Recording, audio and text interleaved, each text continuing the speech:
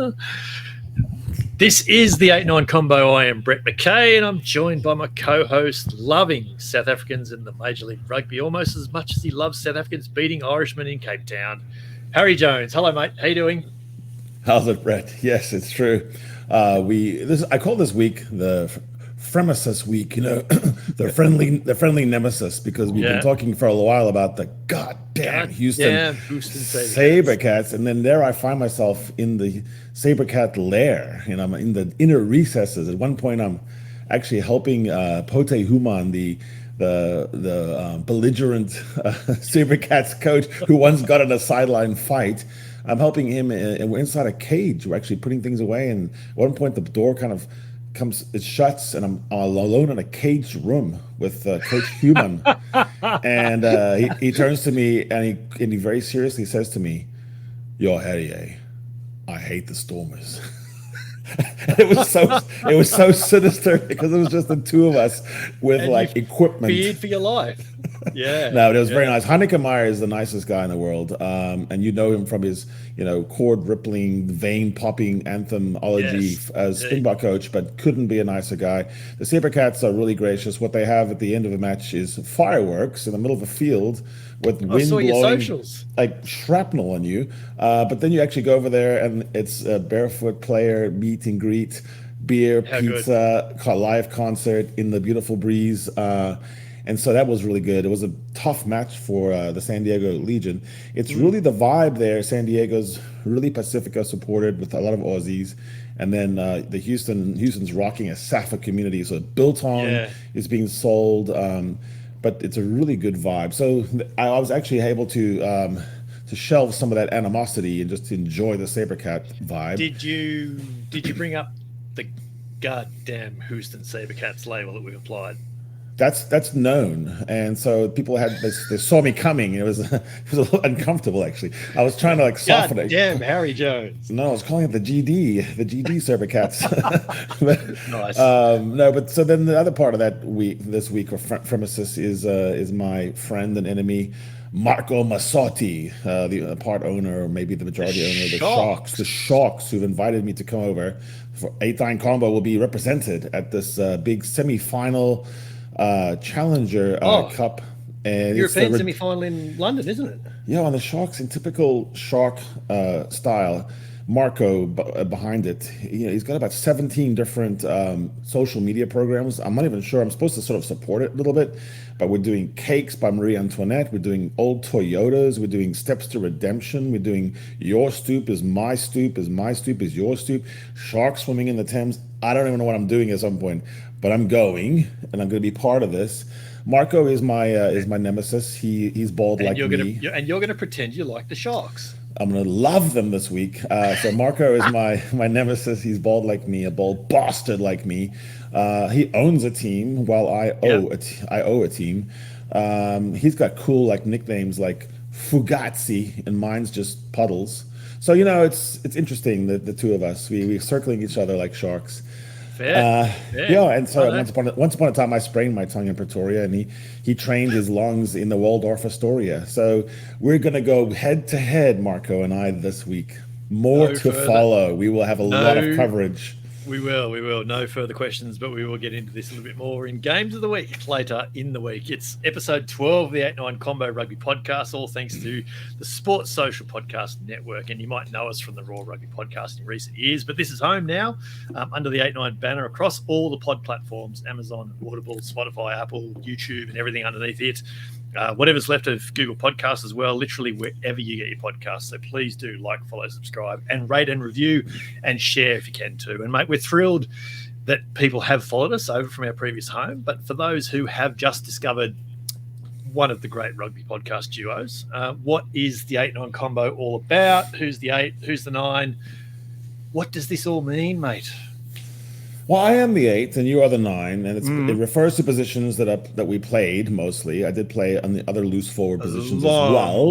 Long time ago in my case. I was my final game was 8 years ago against a San Diego team full of Samoans, and they drove me out of the game. The hard fields of Las Vegas. That'll do it.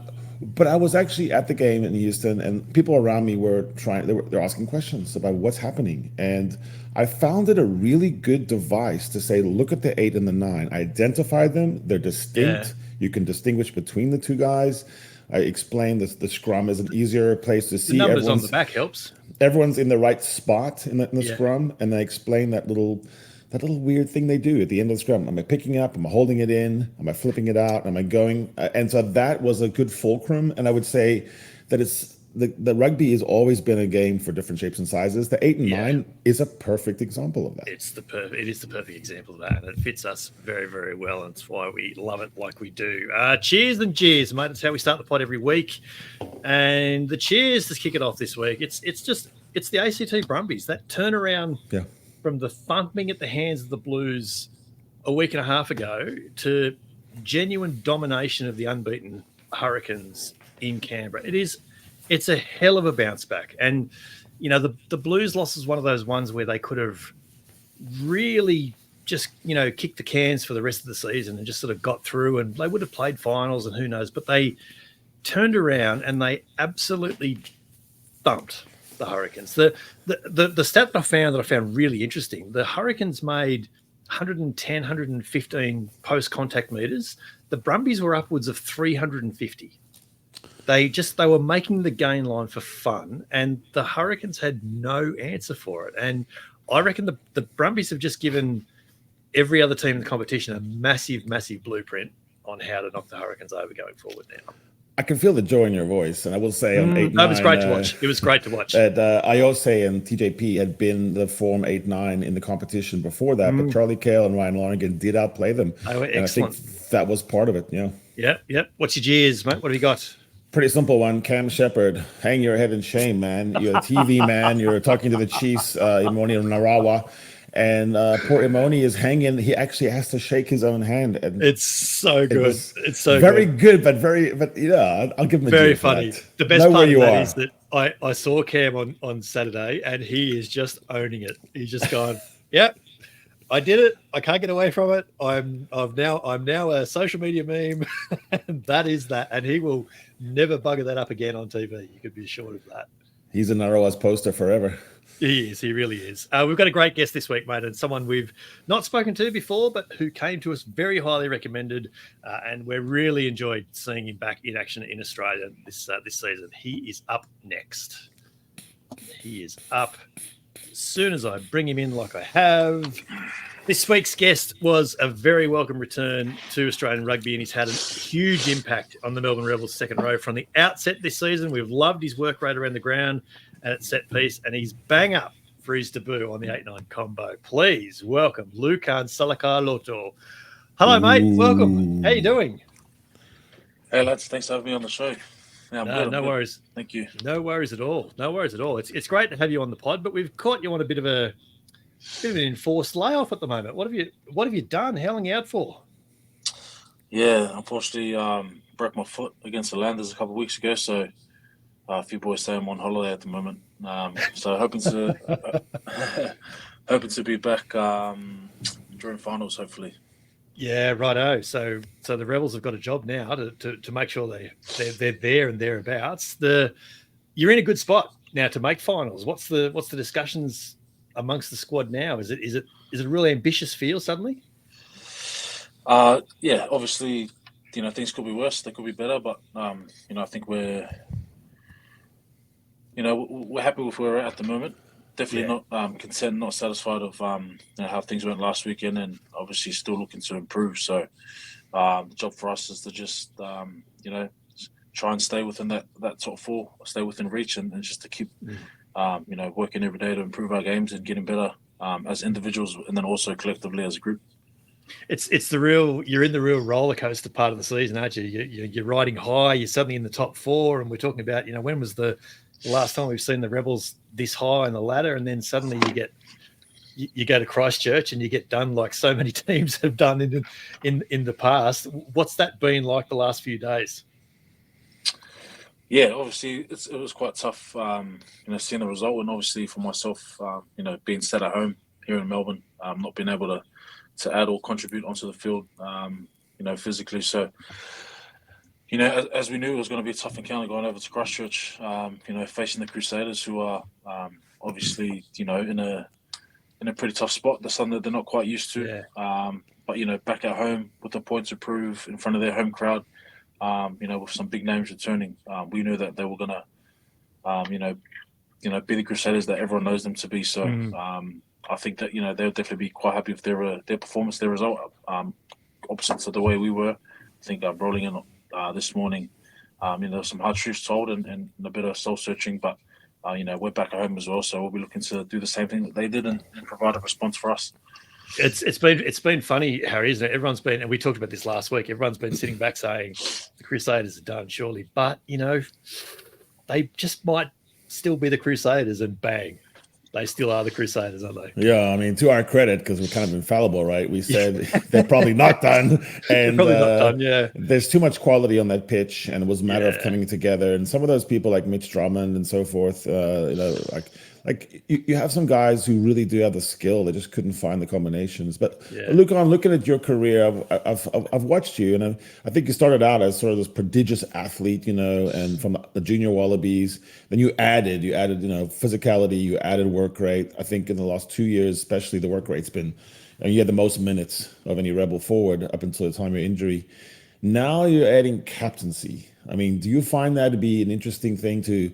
Are you talking to young men, leading them? Like, is it another skill to do the mentals now and actually like talk to people, encourage them, find the right voice, the right triggers? Did you have too much time on your hands, mate? Nah, definitely not. It's obviously a privilege. I haven't officially been skipping. It's not something that I've ever striven or strived for.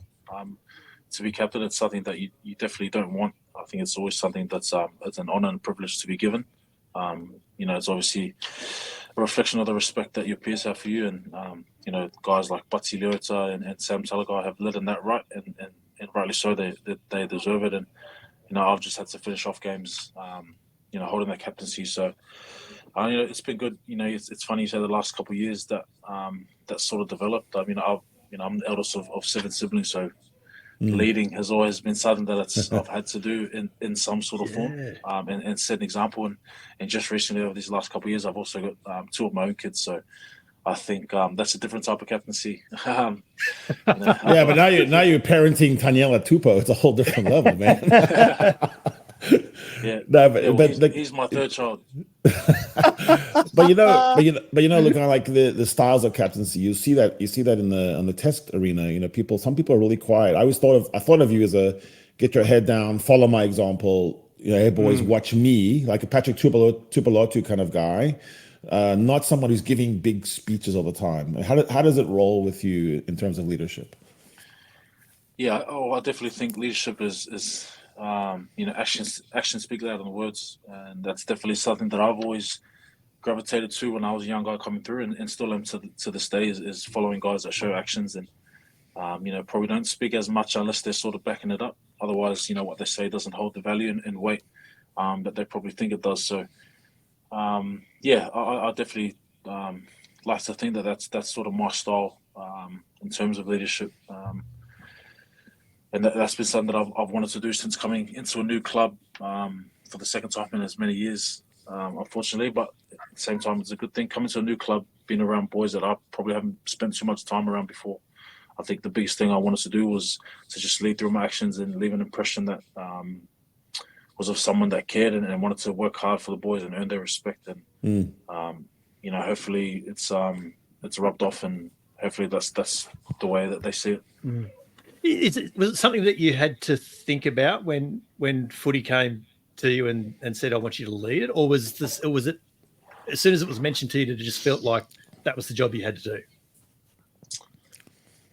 Yeah, I think it's just something that just sort of came natural.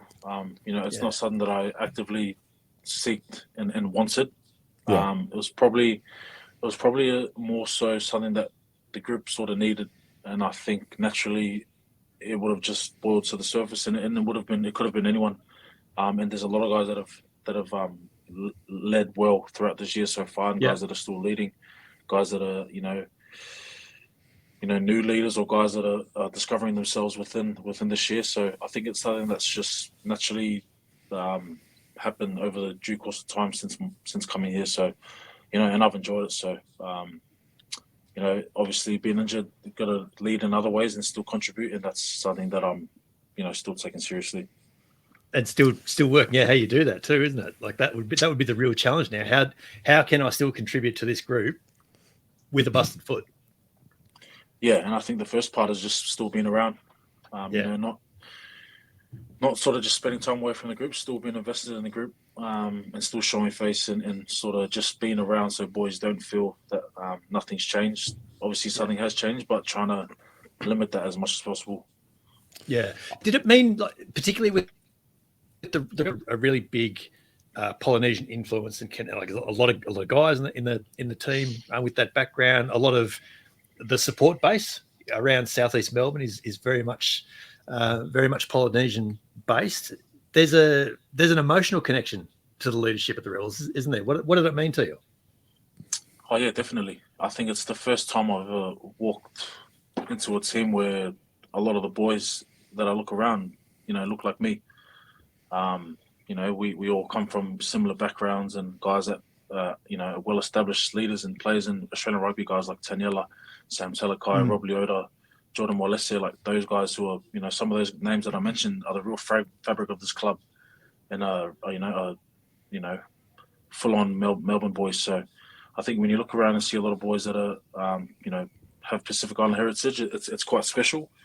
And naturally, we're quite reserved and quiet guys. So I think it's been good adding a bit of experience into the group to try and, I guess, sort of draw a bit more investment and emotion out of these boys, because it's quite hard. Right. It's quite hard. Yeah. And you feel like it feels like that's coming through on the field. Like it feels like that's something you can see each week. Yeah, I think it's something that's definitely grown over the course of the season and over the preseason. There's some of those names that I mentioned. Those guys are real influential, and it's sort of a monkey see, monkey do. Whatever you do, I follow. And a lot of those young boys, it's good to be around. Such influential guys, because at such young stages in their career, these are the guys that they look up to. These are the guys that they seek advice from. When things are tough, any questions, they run to these guys. So, like you said, it's real special, and it's good to see, our captain, Roar Rugby Podcast, is Samoan and from Melbourne. So I think he's an awesome person to start with. And the best thing about Butsy is he's not the perfect captain. And the good thing about him is that he's got senior players and well-experienced guys with wealth of knowledge around them to help him, be the captain that he wants to be. And I think, time in the saddle for him is important, and it's only going to make him better. Yeah, no doubt. It's natural born leadership, Harry. Yeah, it's always been fascinated. I think everyone who's into rugby and really loves rugby is fascinated by the distinction between what I'll call the loudness with which Pacific Island guys play, and the quietness and the incredibly friendliness, and just, I don't know anyone to say. It's this sweet, nice guys. The comparison is really interesting, right? And I always wonder about whether there's people lost. I go back a lot to Manny Miafu, the Melbourne kid who ended up now is playing for France and bouncing Maro Itoje off. Like, who else are we missing because they're quiet? Who else are we not scooping up in this drive to help Australian rugby thrive and Victorian rugby to survive? Do you feel like we're doing a good enough job to actually identify young guys at that point, who maybe they haven't grown into their body. Maybe they're not the fittest guy yet, but they've just got that raw material. Oh, there's probably, a massive amount of people that I probably don't even know. But to your point around guys being, real loud and physical on the field, but off the field being such reserved and quiet and humble guys, I think that's all well and good. But I think that can also work against us sometimes.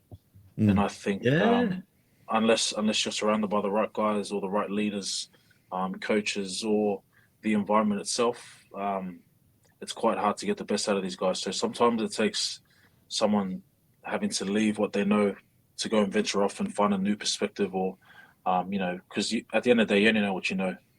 And, what did you find at Northampton, the Saints, in that regard? Did you actually grow a little bit by doing that? Oh yeah, definitely. I think the biggest thing was change and perspective. And at the time when I decided to leave Aussie shores and venture off overseas to Northampton, as I said before, I only knew what I knew, and you can become quite stubborn in such being in one environment for such a long time. I think stepping out of your comfort zone and being open to change and new learnings and new things is only going to be good for you. So I think not only did it sort of help me sharpen my axe, it also opened my eyes to say, like, there's bigger things out there. There's new ways, and there's other styles that can be adapted. And the biggest thing for me was probably just picking up and just being a sponge again. I think at my time when I had left the Reds, right. I was a senior player at the age of 25, 26 years old, and now that I'm a few years older, I think that was definitely a part of my career where I was there or thereabouts. I was involved in Wallaby teams. I was been to a World Cup, but I just needed something to sort of try and take me to the next level, or help me create some sort of foundation to work towards bettering myself and becoming a better player. So yeah, going to the Saints and being around guys who have been around the block a few times, Courtney Laws, Dan Bigger, English cap players, Lewis Studland, all these boys, was so beneficial for me, and the stuff that I've learned was so invaluable. And coming back to Australia, I feel like it's it's only going to be good for me. I was thinking about that comparison, the lock who can play six, Courtney Laws, Peter Steph-Toy. Courtney Laws, one of the best, yeah. Yeah, Scott Barrett, Peter Steph-Toy, and Courtney Laws. And they have one thing in common. Their work rate is just off the charts. And I was thinking about you, and I think what the next level was that. I think your time on the floor is now cut down. You're always up and at it. You were really setting an example this year for the guys. Is that something you got from being around Courtney Laws? Is like, how does he run? The guy looks like he's never ever tired. He's every play he's going full on. Yeah, I mean, there's just some things that you can't teach, and I think he's, he has a lot of those things. But yeah, I think just seeing his work rate and preparation away from the field was something that I definitely took inspiration from. Yeah, right. As well as other guys, like I mentioned, Dan Bigger, like he works so hard. But not also just those guys who are well known.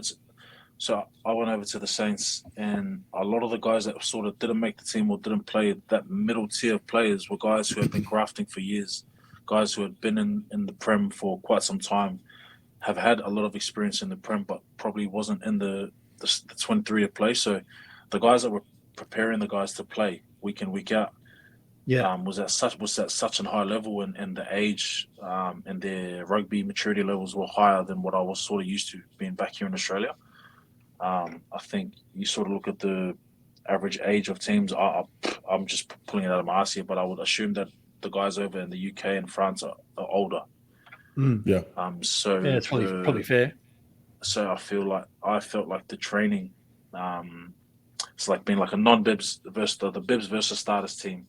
I feel like the quality of those sessions were a lot more intense, and the quality of it was so much higher than what I was used to, so to speak. Yeah. So I think my work rate and my appetite for working hard and getting amongst a lot of stuff and spending less time on the floor was probably going to always improve being around that. So yeah, definitely my time overseas was so beneficial. It's basically improve or get left behind, isn't it? So like it would be hard not to sort of absorb that by osmosis. Was it a case of when you went over there, you would have thought you knew your game pretty well, and you maybe quickly found out, oh, actually, there's actually still a fair bit to learn here? Was that how you found it? Yeah, especially after sort of 15 games. So being in Super Rugby, it's such a sprint, whereas over in Northern Hemisphere, it's more of a marathon. So I think for the first 10 to 15 games, I found myself in good form, and I felt like I was good. As the season started to progress, the weather changes and the game style sort of has to change. I definitely felt that that's where my improvement started to come into play. So yeah, definitely. And also going to a new team in the UK, like I was just a foreigner. Like being a Wallaby over there means nothing. It means nothing to these guys. It's like, like I said, it means nothing. So I had to earn my stripes and work my way. And there were times where I was on the bench, I sat on the bench for a few weeks and like I had to work my way back in and back and forth. So, it was good for me. It was good for me because when I was at the Reds, I pretty much started every week and I knew that I was going to start every week. So, my hunger to work hard and to sort of, light that fire again was something that was back again after being. That's such a good point, but I could see it backfiring for some guys. I guess it motivated you. You went the other way. Like you wanted to work even harder. I was looking at the 2015 Junior Wallabies, and the names that kept cropping up were really astounding. And I was wondering, like, what happened to these guys? And he's still keeping track. Cameron Orr, Falau Fainga, Ned Hannigan, Andrew Kellaway, Alex Newsom, Brad Wilkin, Taro Lomax, an All Black, Sione Tupalotu, who's now playing for Scotland. It's such a fascinating group of people, and now they're at the far ends of the earth and playing for 3 or 4 different countries. Yeah, it was a shit hot squad. I think you sent me the squad, Harry, over the weekend. I think I worked out 22 of the 28 played at least NRC level. It was it must have been a crack team you guys were running around at the time, Lukhan. Yeah, that was that was back in 2015. So I had just started playing rugby, and just started playing rugby. Yeah, so I just started playing rugby the year before in school. So basically, it was like a week tournament in Newcastle. It was the New South Wales combined high school, so all the public schools, a rugby union team. They were trying to put first 15 and a second 15, and it was up in the Hunter Valley. And Harry Johnson Holmes was actually there playing for the Hunter team. And I didn't make my division because I went for a day off school, as you do. I went and tried out for the team. I was a rugby league player back at the time, and all my mates made the team. I didn't. The day before the competition, I had a call from the coach that didn't pick me. He said his mate was the coach of the South Coast team, which I believe is like Wollongong, Illawarra region. Yeah. And they needed some players, and so they said, "Oh, we'll pay you, have your fees paid if you can fill in." And I was keen for the idea because it was a week off school, and I didn't want to go to school. So, but how much did you know about being a lock? Or did you play lock or six at the time? Nah, so I started playing second row. Then the second game I played 6, and then the third game I played 8. And I just played 8. I just played 8 because I didn't know the game well enough. So yeah, I went for a week off school. And there was a man there on the first day. Rest in peace, Manu Sutherland, the chief. They call him. He gave me a sort of a talent identification paper, and I remember filling that out. And then the ball just kept rolling from there. Made the New South Wales CHS. Harry Johnson Holmes was in that team, and then I made the combined states, and then ended up at the TARS Academy, and then Reds Academy, and then just went on from there.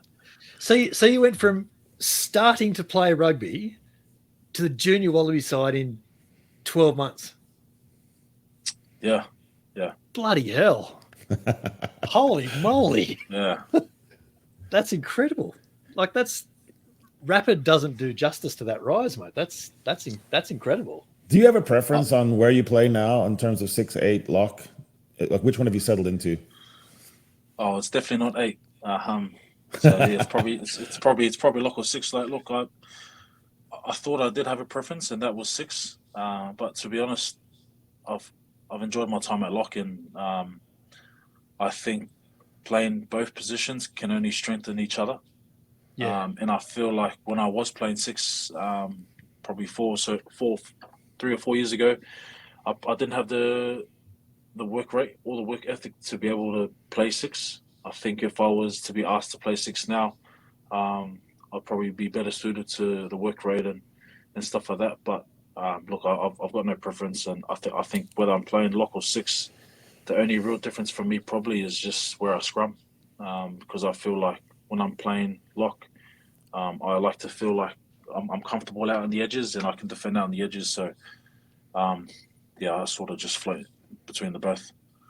It's interesting watching the Saints. There's 2 things going on at the same time. You see like Angus Scott Young also upping his work rate. But also there's a story out of Charlie Morgan, the Telegraph, who said that the Northampton Saints wanted players to gain weight and literally encouraged that.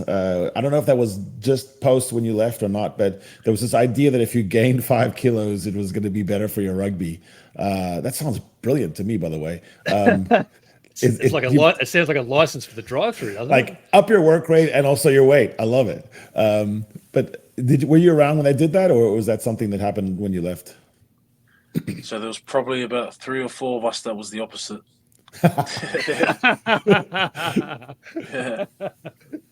Yeah. No, I've never ever been part of a program where they've told me to put weight on. It's always been the opposite. Right. Oh, there's a good break. There's a good little break right there. That's fantastic.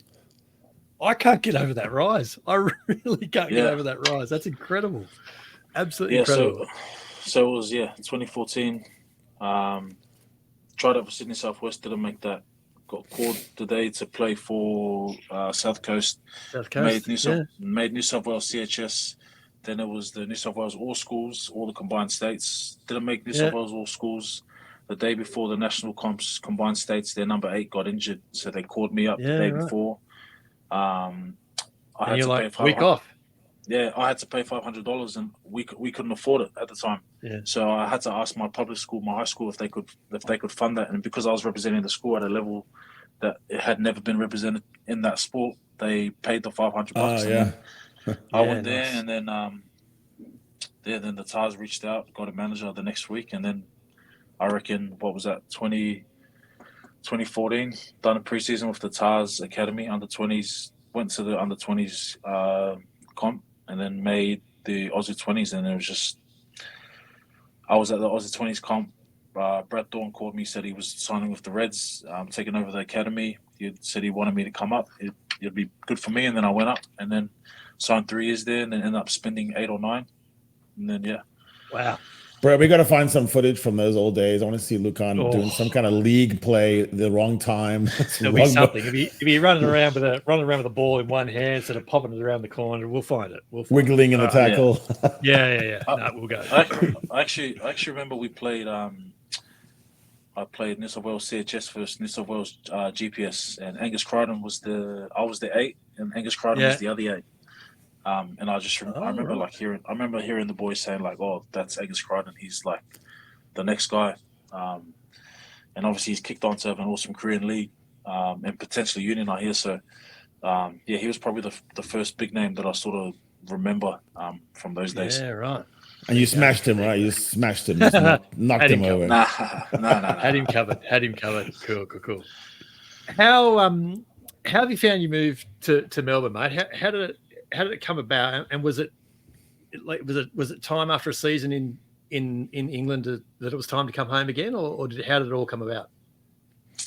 Yeah, so obviously, obviously not obviously, but I had signed originally 3 years at the Saints, and then after the first year, we were me and my fiance were expecting our second child, and at that point in time, I had to make a decision that was family based and what was best for my young family, and coming home was that. So I was fortunate enough to get a release by Northampton, which was tough to do because I was loving my time there.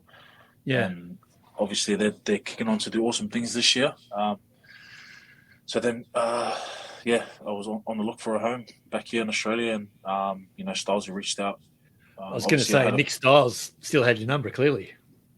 Yeah, obviously there's a a lot of connections that I had here to the club with some of the recruits that they were doing. So yeah, managed to make it work and found myself in Melbourne the following year.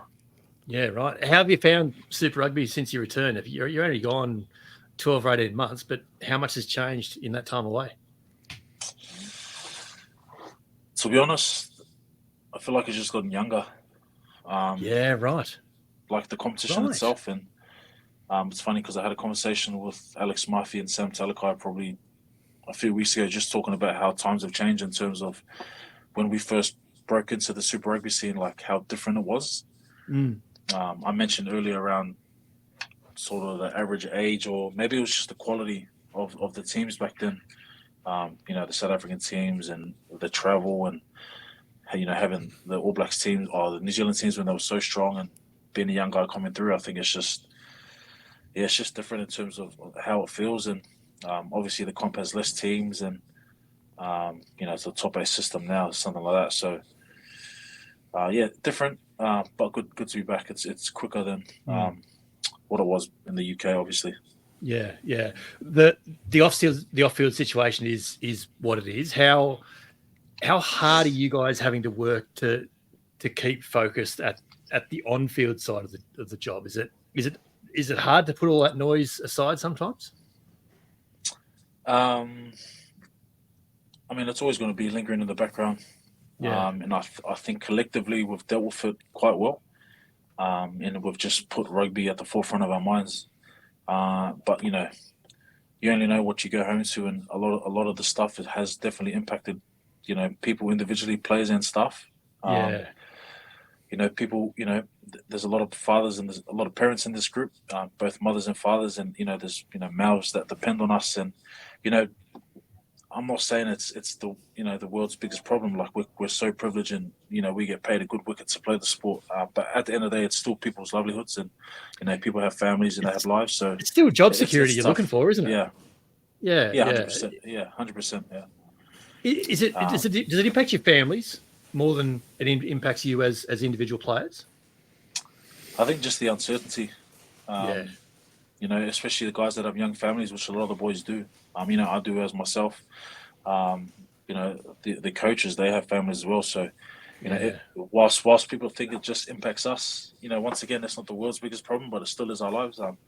Whilst people think it just impacts the players and the staff, there's young kids at home and husbands and wives that it also affects. So, wherever we go, they follow. So, for people with kids in school, if things don't go the way that we hope it does, like that means moving schools, and I know there's people do it every day, but it's just unfortunate that the situation we're in, that there's a lot of uncertainty around what's going on, but I think no one's complained once. There's been not one single complaint. People are rocking up every day, working hard to get better. People are still smiling and enjoying each other's company, and that's all we ask for. And hopefully we can kick on to do some good things this year for the club. Yeah, it's interesting. In every sport I ever played, and even in business when I lead now, what we want as a coach or a leader is focus. We want it from our players, from our teammates. And there's something about jeopardy that really focuses you. And, coaches love to have a us against the world mentality. They can build it somehow and fake it. It's not a fake for you guys. You are literally playing for the future of rugby, playing for your livelihood. spot. Yeah. And it seems to me that it's taking place on the field now. The Rebels are much more focused. Your set pieces are at 97%, 88% in the line out and scrum. You can see the quality of some of the play on the field is very focused. I think of the Rebels this year as being single-minded. Has it been a little bit easier because of that? Have you banded together a little bit? Forget your differences and you're just in this together. Yeah, I think that's. I think I said it in an interview earlier this year. That's the perfect way to look at a sort of a hard scenario that we're in, is flipping it on its head and using it as a positive. Backs against the wall. Mm-hmm. You could say one last ride sort of thing. Hopefully it's not, but you know what I mean. In terms of just everyone banding together and just working towards one common goal, which is to do well. And I think, I know that good rugby definitely can't hurt our situation. So. That's definitely the focus and goal each day, is to just keep working towards that. And we understand it's not going to be perfect, and we don't want it to be perfect. We just want to come in every day, and just keep working. And I think that's what we've been doing. Rugby Australia has done some very weird things in the recent times, but if you guys win the comp, I think their hands are tied. It would be. It looks on the outside looking in. It looks like you're out there going, how good could we actually become as a team? And because it feels like you're playing in a way that Rebels teams haven't played like before, and that's an evolution. Like that's the way the game goes. But is that part of the conversations that you guys are having, week to week? Is it a curiosity thing, or is it just a matter of let's just get on with it, let's just prove it? Yeah, it's definitely something that we've spoken about probably early on in the season and during the preseason around the potential of the group. When you look around, there's so much talent in the room, and um, we definitely spoke about that. And then the focus shifted towards what does that look like? How can we get there? What are the steps that we need to take in order to fulfill that potential? Because potential is no good at this level, and it only gets you so far. And the good thing about us is, I think we're evolving each week. Last week was obviously a hiccup, but you need those games as much as they suck. A loss can also be a good thing, and just hopefully not too many of them. But definitely, I feel and I believe that this group hasn't performed to its full potential. And the good thing is we still got 5 games to go. So the challenge for us is to just keep building momentum through this tough draw home, and if we get some good results, it'll be good for us. Yeah, and that's a fair point there, Harry. Like the Australian teams haven't got a bad run home, but of that, the Rebels have probably got the hardest run of the 5 teams. So it's going to be a challenge for sure. But I think they're prepared, Con. I think like you look at your lineouts and your scrums. I think it's almost 70% of your throws have gone not to the front. You're going to middle and back. 35% of your scrum wins are from penalties. That's the best ratio in the comp. That means you got a powerhouse set piece, but you're still doing offloads. 4 of your 5 offloads are sticking, and 10% of those are leading to line breaks. So it looks like to me you've got an all-court press. You've got the traditional kind of like attack at all costs, but you can actually survive some grind games. You should be able to win some 21, 18, 16, 14 games as well. Is that how you see it coming along? Yeah, definitely. We don't want to be restricted in how we play. Like you said, you definitely need a strong set piece to go deep into this competition, and that's something that's a work in progress for us each week. Our scrum obviously was probably humbled last week against a strong Crusaders team, and for us, we've got to rectify that starting yesterday, getting better, and we have full confidence in our scrum, knowing that one bad performance doesn't mean we're a bad scrum, because we know that our scrum is a weapon for us, and our line out is something that we're continuously working on to keep firing and to make sure it's consistent. But in terms of the way we play and how we attack, that's just our boys expressing ourselves, and been given the freedom and the encouragement of the coaching staff and the leaders within the squad to express ourselves within our structure, within our shape, because we understand that it creates opportunities for us, and for us the next level is to just take those opportunities that it provides. Talk to us about the influence of Jeff Parling and even Stylesy on you guys as forwards. They've both enjoyed long, healthy, professional and test careers in their own right. So what sort of impact do they have around the guys day to day? Oh, massive impact. I think the 2 things that I enjoy about them is just how honest and straight up they are. I think there's no beating around the bush with Jeff and Stylesy, especially Jeff. He's someone who's been at the club for many years. He's been around many squads, different looking packs. He's played for the club, so played in a few of them. Yeah. So he definitely knows what it takes to do well at this club, and he knows what it's like for the pack to hum and to go well. So it's been massive. Were you calling the lineouts before you were hurt, Lukhan? Yeah. I would imagine being around Jeff Parling is pretty cool, like to actually understand how that works, What have you picked up on that? But don't betray any secrets here. But like, what have you picked up mostly on being the line-out caller, which is an underrated thing in rugby for people who don't know the insides. But for what it's worth, we have had to edit out set play calls before, so we're all good. I remember that. Probably just the work that it takes to operate a line-out, the work that you got to do throughout the week. Obviously, going over to the UK, that's where he plied his trade, and I learned a lot over there as well. So coming back here, coming back to Australia to still work with someone who was such a set piece tactician and Jeff, I've been able to progressively just keep chipping away at my lineout. I was never a lineout caller. Never did I imagine I was going to be calling lineouts. Through selection and stuff like that, I ended up calling the lineout, and it's something that I've sort of just grown confidence in. And I think what he's provided is just to see the picture, understand the picture, and then call to the space. And it's probably more homework more than anything. And he's someone that probably does it more than anyone. Brother, it's just like being a DJ. I heard you're a music guy. So are you the DJ of the team, or is it just kind of a secret collection of music you have? No, definitely not the DJ of the team. I'm not sure where you guys got that rumor from. A little bird told me that you are you have a wide taste in music. We have spies everywhere, mate. Yeah, definitely love my music. When I was during COVID, I actually had bought a lot of music equipment and was making music at home. So, my biological father was actually a musician growing up. So I was definitely surrounded by it from a young age, and it's something that I do with my kids as well, is play a lot of music. But yeah, my playlist and my music genre varies from stuff you wouldn't imagine. So yeah, I love my music.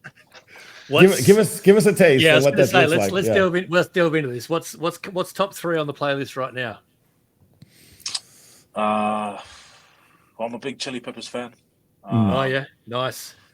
But I'm massively into my hip hop and rap. Obviously reggae. I love a lot of like old school soul and jazz music. Marvin Gaye, Lauryn Hill, a lot of neo soul. So yeah, there's just so much music. My partner hates it because I'm constantly playing. I'm constantly playing music at home. I think the other morning it was 6:30 and I was just playing music on the speaker for the kids. There's always music at home. So yeah, massive music head. What's on the headphones when you walk into a game? It's changed. I used to be like whatever was like the most loudest and most G-up song, like 50 Cent or something like that when I was younger. But I think now, it's probably just something that's a bit more relaxing. That's age, mate. That's age. My Spotify's been hijacked from my eldest daughter, so there's a lot of Gabby Dollhouse and Wiggles and stuff like that. I like how you've just thrown your daughter in this. You're not making a decision yourself. This is all your daughter, mate. Well done. Yeah. So if you were not playing professional rugby, do you think you'd be in the music? Is that what you'd like to do? Yeah, something like that. I would have loved to tap into it. Obviously, my old man. When I was around it when I was younger. So I think I've always had I've always gravitated towards music, and my mum always played music every Saturday morning when we'd clean the house for about 12 hours.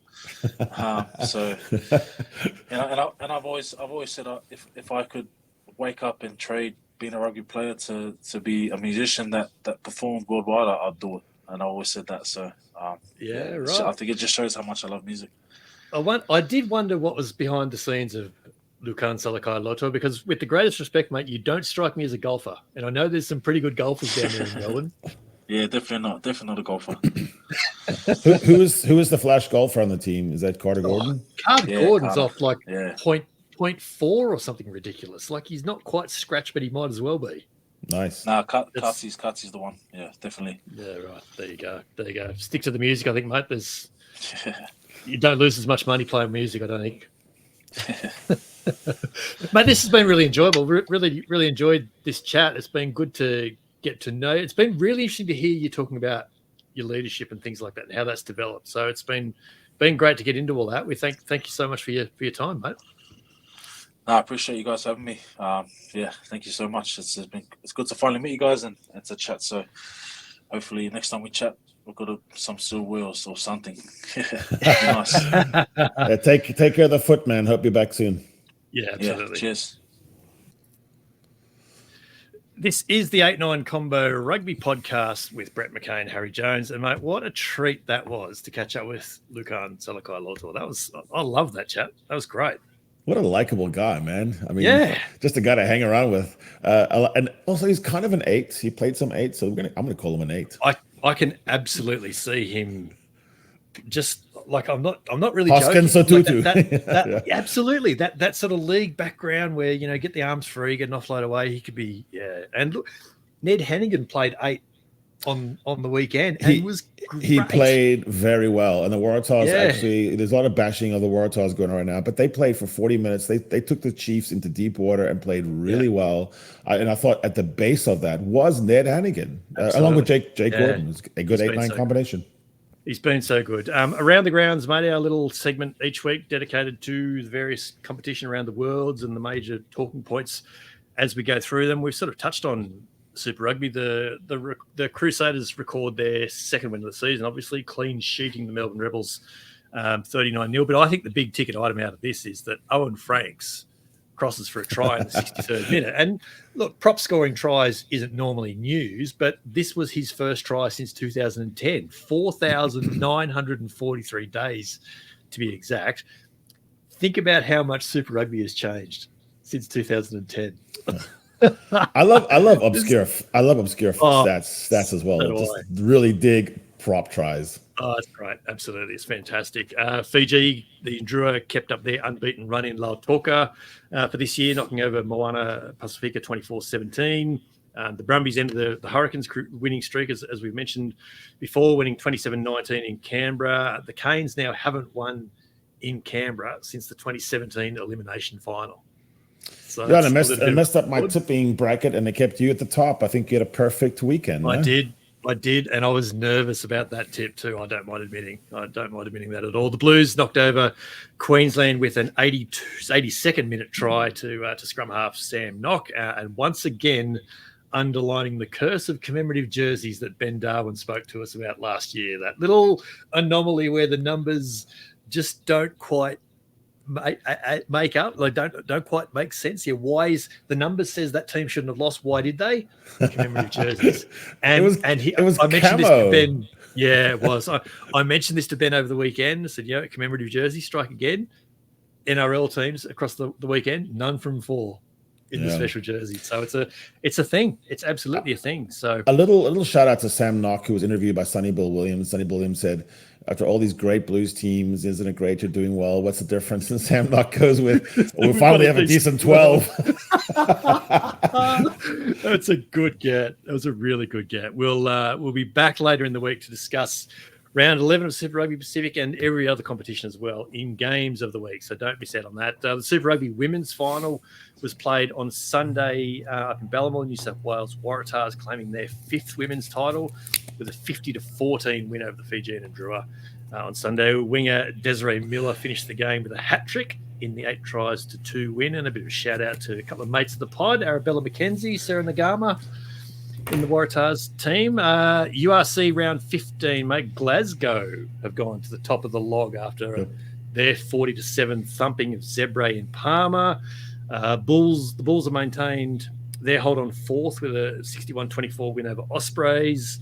The Lions' streak of beating Irish powerhouse teams at Ellis Park was stopped at 1, with Munster winning 33-13.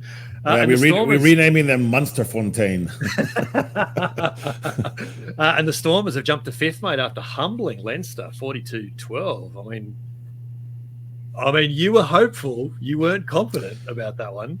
It was showmanship. It was like showtime. I don't know. You posted something on Twitter about Warwick Gallant's a dummy on the outside. That was sick, crazy. Disgusting dummy. That was ridiculous. Yeah. Check out our socials if you haven't seen that. It's all over the URC socials as well. It's just one of the.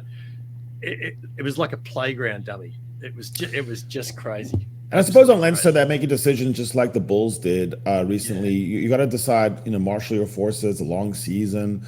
But, I think going to South Africa and getting 0 out of it, I don't know. I would rethink that. I think you keep your core of your team and then throw some youngsters in there. But, you cannot tell me that it's a good idea to go there and get nothing.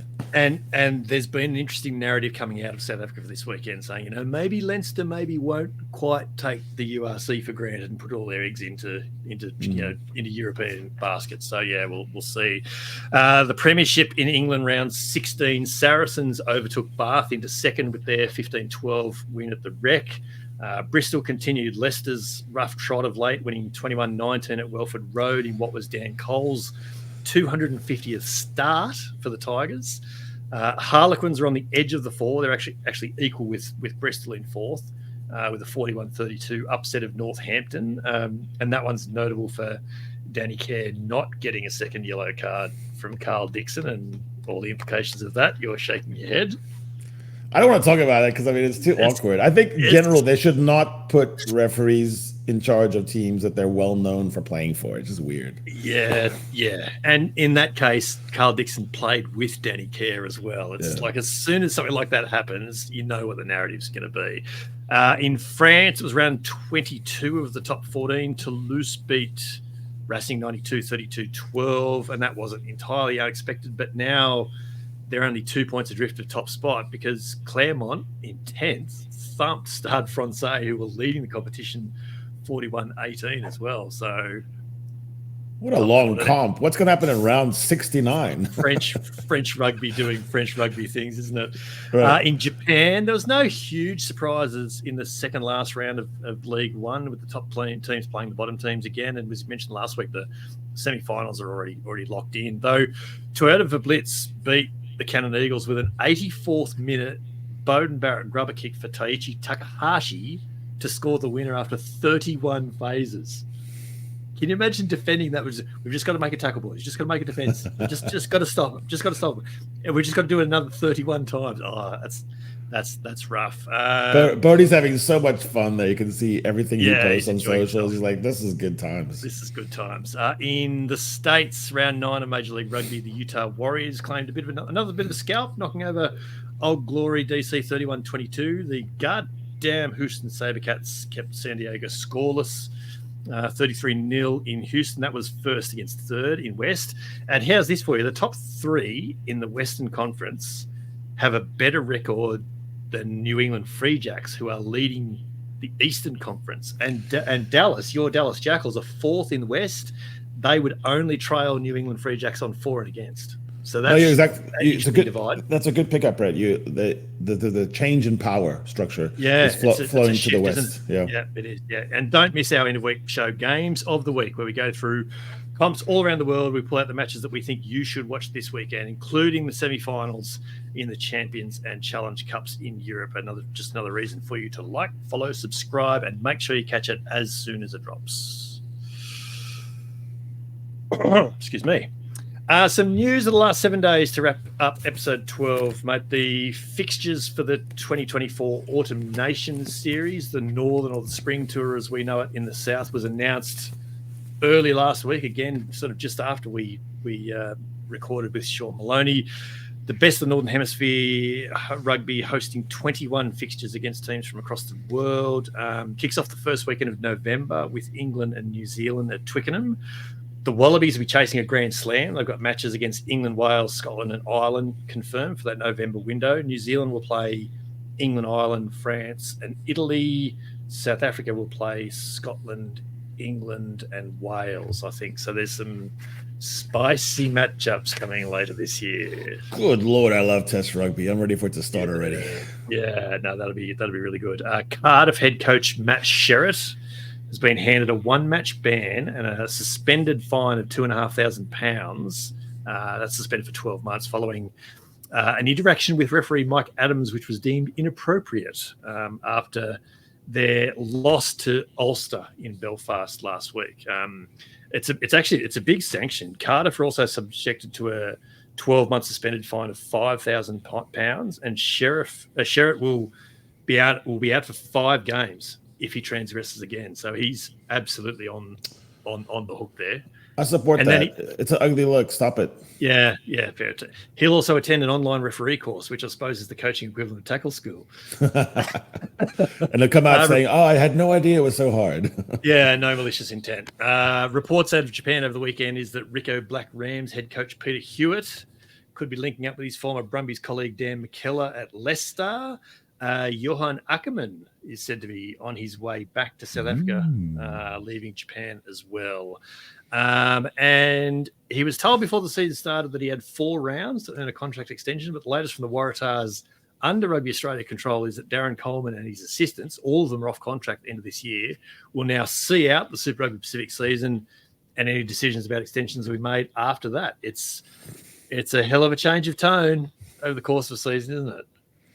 It's just so weird right now. Everything coming out of Rugby Australia has got asterisks and caveats and disclaimers. I just want to hear. I don't want to not hear from them for a while. Just go find some money somewhere and shut up. And just throw in this just being very Waratahs areas as well. Yeah, it's nuts. But, mate, that is the final whistle on episode 12 of the 8-9 Combo. Check the show notes for links to the 8-9 Combo on Twitter and on YouTube, where you'll find video versions of the podcast every week. Some bonus content and a few little shorts and things out there that we're doing now as well. You'll find links there to our Insta and TikTok as well. So give us a like, a follow, subscribe. Don't miss any episode when they dropped. Interact with us directly and also rate and share if you can. And do leave a rating or review on your pod platform or YouTube. It all helps and lets people know about the pod after you've been here as well. We got a great review from a regular reviewer, I'll say, Def WW, I'll call him, said our Simon Strawn episode was our best yet, a serious rugby pod that provokes reflection and adds insight to more than just rugby, not a mugs game and not a mugs pod. Everything lubricated by humour and sharpened by well-crafted questions. It's a hell of a review, I've got to say. So thank you very, very much for that. A quick chart mention, mate. We crept back into the Australian top 10 over the weekend, but in the US, we jumped 56 places to be the best rugby podcast in the United States. Can you believe we're number one? We are number one in the States. I'm blown away by that. Harry and I are in our usual places on the socials at Harry Bordy Jones and at BMC Sport. You'll find Harry's written musings on the Roar a couple of times a month and my weekly Australian columns on Rugby Pass as well. This is the 8-9 Combo, the short side set piece combination you didn't realise you needed, coming from the podcast double act you already had. I'm Brett McKay. He's Harry Jones. We'll be back in your ears in a few days' time with Games of the Week. Come to London with us. I'll just be here in my office. It's going to be good. We'll have some good access.